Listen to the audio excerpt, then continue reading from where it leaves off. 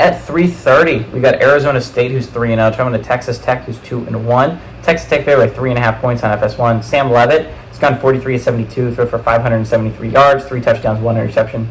Cam Scatterbo has had 68 carries for 373 yards and 3 touchdowns on the ground. And Jordan Tyson has had 12 catches for 176 yards and a touchdown.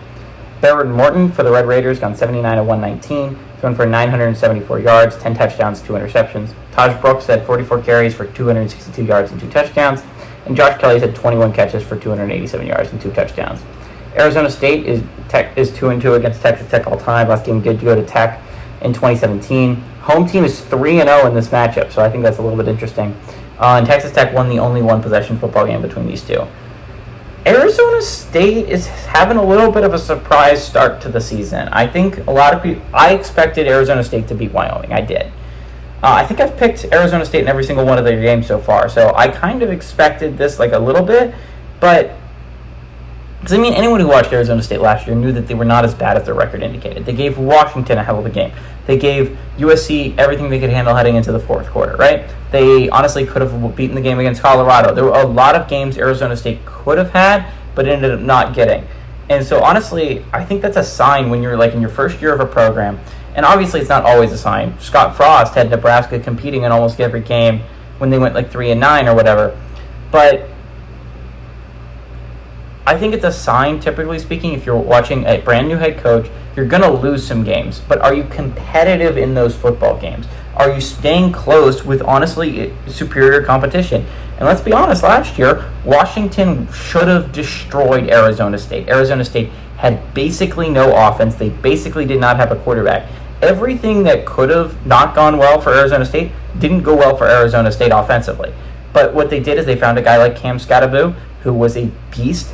And he was a reason why they were able to do things last year. He's a major reason why they're doing things this year. And I think that was a major reason why they're 3-0 right now. Sam Levitt has also been big from the transfer portal. He's done a phenomenal job of coming in and settling down the quarterback position. But Sam Levitt's played some tremendous football. Arizona State's coming off a big win against Texas State. On the road against a solid Texas State team, that had playoff aspirations heading into that game. And they came out with a big one on the road to beat Texas State. Texas Tech's also coming off a decent-sized win against North Texas, where they beat the ever-living crap out of the Mean Green. North Texas, I thought, was a solid American team heading into it. I don't know if I think that anymore, but Texas Tech got a big bounce-back win last weekend against North Texas. They lost badly to Washington State the week prior. This is a big game for both these teams. Arizona State has a chance to move to 4-0, and again, like I was saying last week, is you're throwing your name into the undefeated Big 12 team list. And honestly, that list is going to get shorter. There's only 3 teams left in the Big 12 undefeated and also unranked.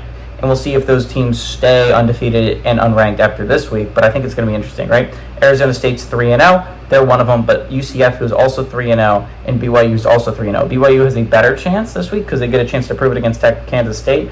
But Arizona State, if you move to 4-0, I think you're going to be at least getting talks. I mean, like, this is a solid-looking Arizona State team. The Sun Devils team has looked good so far this year. I like the Sun Devils here. I think they are a better football team than Texas Tech. I understand Berean Morton's a hell of a quarterback, but I like Arizona State's defense. I like what they've been doing offensively, even if it's not lighting up the world like Berean Morton is. I think Arizona State's going to be able to take advantage of a weak Texas Tech defense, and I like Arizona State to go on the road and pull off this upset.